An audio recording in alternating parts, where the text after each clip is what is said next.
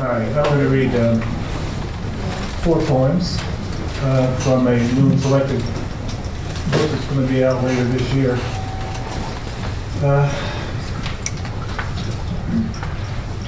I had the great fortune to, about 2 decades ago, to study with the great philosopher Richard Rorty. And he was a secret lover of poetry. This is not widely known, and in fact his favorite teacher was Alan Tate at the University of Chicago. He died last June of cancer of pancreas, and I wrote a poem in his memory called Rorty. Raised by Trotskyites, he had a soft spot for the writerly reactionaries, Eliot, Larkin, poets steeped in original sin, for whom poetry was the scala sanctorum and the best lines ineffable. Not for him, the abolisher of truth, the materialism of words. He loved not only what they could do, but what they aspired to do. One day, setting down his bourbon after a seminar meant to engage unkempt, querulous super nerds, he told me that Alan Tate had been his favorite teacher at the University of Chicago. Grinning, he told how each class consisted of Tate reciting a single poem in his sonorous, waterlogged baritone, then pausing, adding, "Isn't that beautiful?"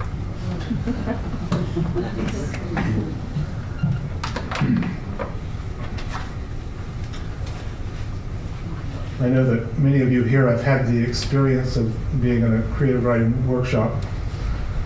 This is my only poem about such a workshop. It was occasioned by an article in the New York Times from two years ago, I guess, 2006. And it bears an epigraph from that article, "Gil Scott Heron to be sentenced."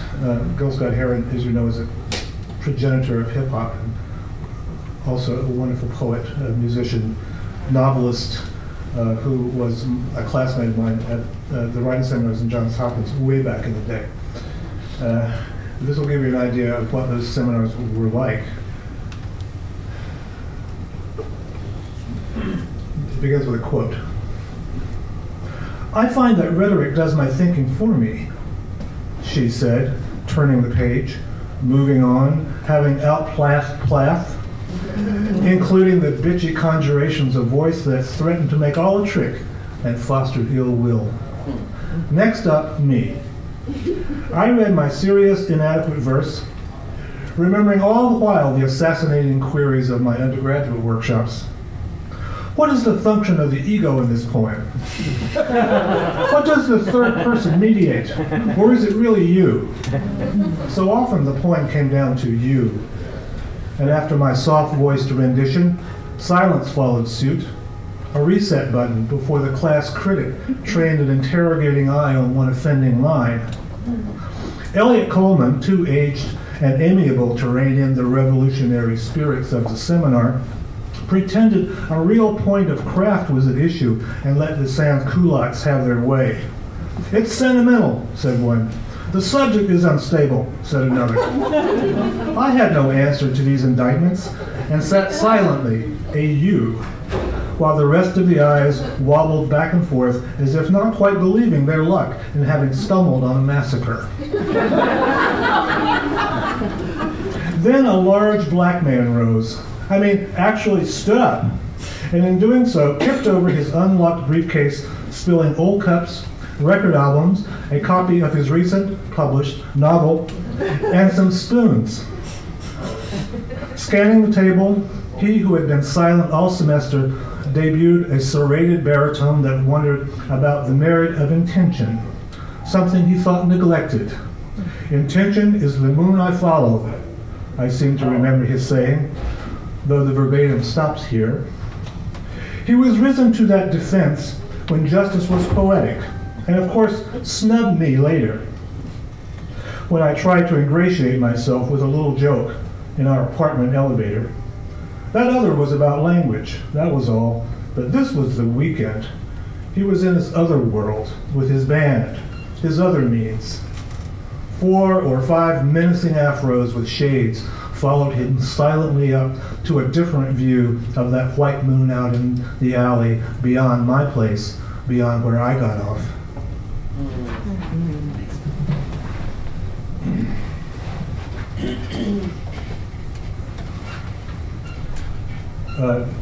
I'm looking out in this audience and I'm realizing I don't have to actually explain who Lieutenant Calley was. So that's good. This is a poem to mention. It's called School of the Americas. I forgave my aunt for boasting she knew Lieutenant Calley and for banishing her daughter to a home for the unwed at 19. Finishing school in Florida, we heard. The girl, now nearing middle age, would be somewhere in America. Where? New facts assert their traction now that our relatives have died off and left the home stretch unimpeded by their last emergencies. What I couldn't forgive was the time my aunt woke my brother and, gripping him by the forelock, hissed that he was stupid to have kicked my uncle, a full colonel, the day before, as he made ready to leave for his job with the infamous School of the Americas, where he taught history to killers. He said nothing, but the look of military hauteur made us regret our vacation there. In those hot days, I pursued my cousin, who had already added boys to her resume. My brother moped and never again seemed as animated by mischief. My uncle took his pension by an Arnold Palmer course near the base, a retired general on the far side of the water trap. I couldn't forgive whatever it was that put the cruelty in her voice and my uncle's silence. But the butterfly effect, secret timing, and indirection spread and toughened death's vine. If to forgive is to bring back to life, let them lie in the peace of mistaken privilege, if peace it is. As for me, I can't, and I don't. Let death be the lesson again, as it was in the beginning, so that what it is without them unfolds in love's stead, under the sky where I lie back, eyes open, breathing.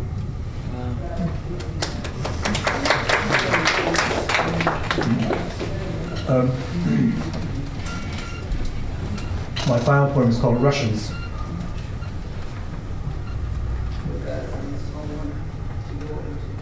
It wasn't the end when my girlfriend handed me the phone in the middle of the night and said, "Here, say hello to my husband."